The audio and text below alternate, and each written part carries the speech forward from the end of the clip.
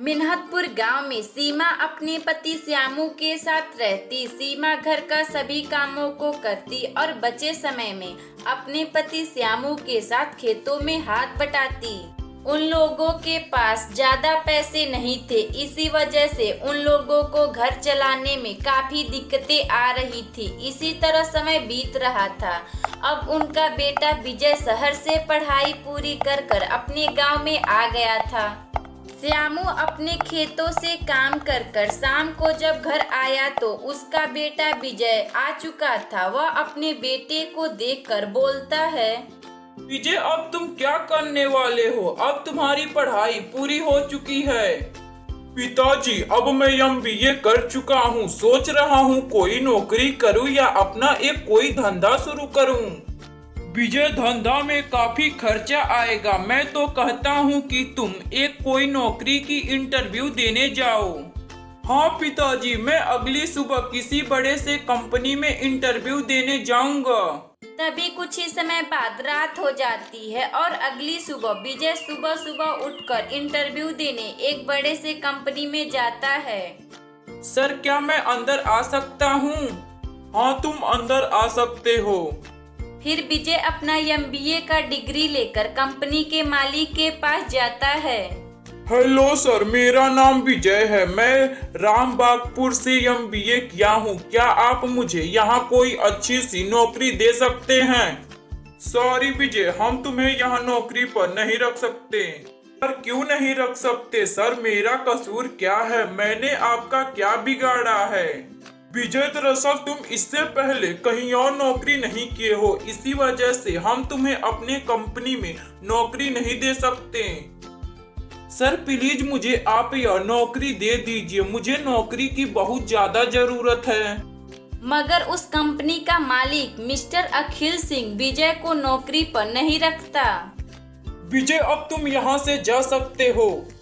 विजय फिर अपना एमबीए का डिग्री लेकर दूसरे कंपनी में इंटरव्यू देने जाता।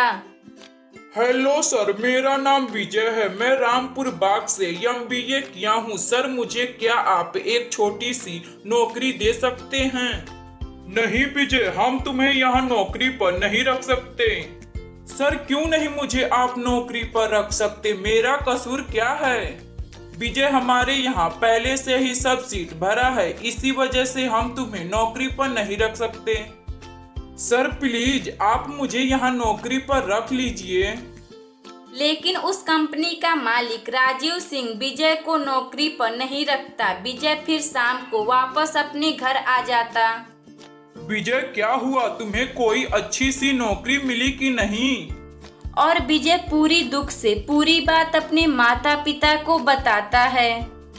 नहीं पिताजी, मैं 2 कंपनियों में इंटरव्यू देने गया था, लेकिन मुझे कोई नौकरी पर नहीं रख रहे हैं।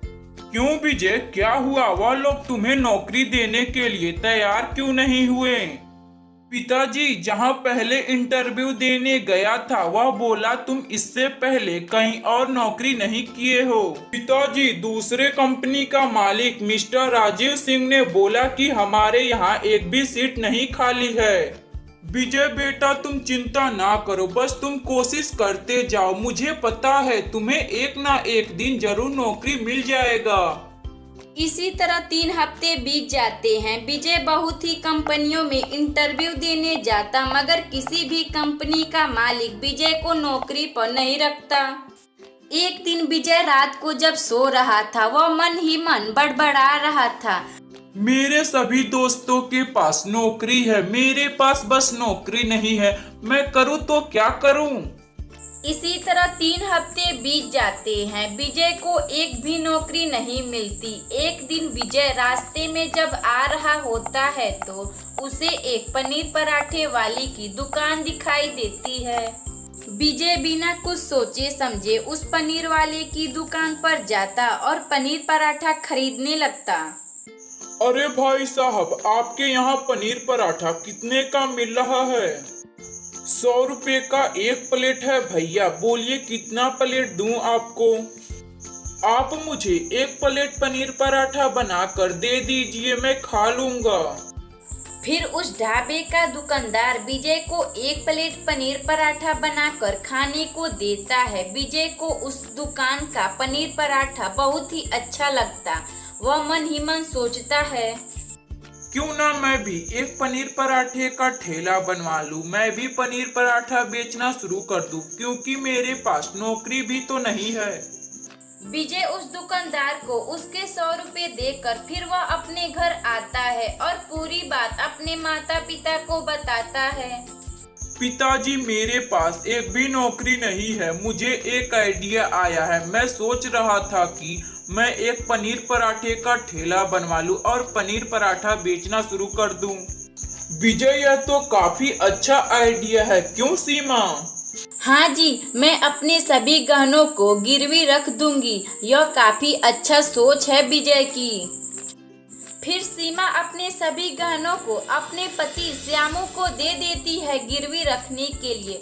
श्यामू अगली सुबह अपनी पत्नी सीमा के गहने को लेकर बाजार में गिरवी रखने चला जाता है। अपने बेटे विजय को गिरवी रखे पैसे दे देता है पनीर पराठा की दुकान खोलने के लिए। विजय सभी पैसों को लेकर अपना खूबसूरत सा पनीर पराठे का दुकान खोलता है और पनीर पराठा बेचना शुरू कर देता है। पनीर पराठा खा लो, पनीर पराठा, आम के चटनी के साथ पनीर पराठा खा लो। विजय के दुकान पर पहले दिन एक भी ग्राहक नहीं आते हैं। विजय काफी उदास हो चुका था। लगता है कि मेरे दुकान पर एक भी ग्राहक नहीं आएंगे पनीर पराठा खाने के लिए, मगर मैं हिम्मत नहीं हारूंगा। मैं हर रोज की तरह इसी जगह पर पनीर पराठा बेचूंगा। विजय अपना हिम्मत नहीं हारता। वह प्रतिदिन अपना पनीर पराठे का दुकान खोलता और पनीर पराठा बेचता। इसी तरह 2 हफ्ते बीत जाते हैं। अब कुछ लोग धीरे धीरे विजय के दुकान पर पनीर पराठा खाने आते हैं। अरे भाई विजय, तुम्हारे दुकान पर पनीर पराठा कितने के मिल रहे हैं? 100 रुपए का एक प्लेट है भाई, साथ में आम का चटनी भी है। अरे भाई विजय, जरा मुझे एक प्लेट पनीर पराठा बनाकर दे दो तो सही। विजय फिर अपने दुकान पर से पनीर पराठा बनाकर उस ग्राहक को खाने के लिए दे देता है। फिर वह ग्राहक पनीर पराठा खाकर विजय से बोलता है, अरे वाह, क्या पनीर पराठा है मेरे भाई, खाने में तो मजा आ गया। सचमुच मैं इतना अच्छा कभी पनीर पराठा नहीं खाया हूँ, साथ में चटनी भी थी। फिर कुछ समय बाद विजय के दुकान पर एक और ग्राहक पनीर पराठा खाने आता है। अरे भाई विजय, तुम अपने दुकान पर से एक प्लेट पनीर पराठा कितने के दे रहे हो? 100 रुपए का एक प्लेट है भाई, साथ में आम का चटनी भी है। अच्छा ठीक है विजय, तुम मुझे एक प्लेट पनीर पराठा बनाकर दे दो तो सही।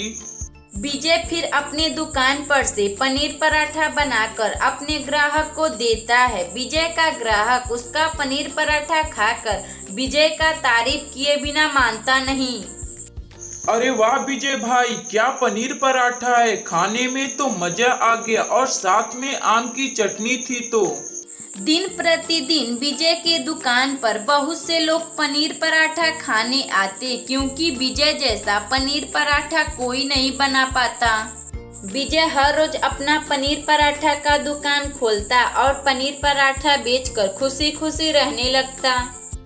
अगर आपको यह कहानी अच्छी लगे तो वीडियो को लाइक करें और चैनल को सब्सक्राइब करें और बेल आइकन को दबाना ना भूलें।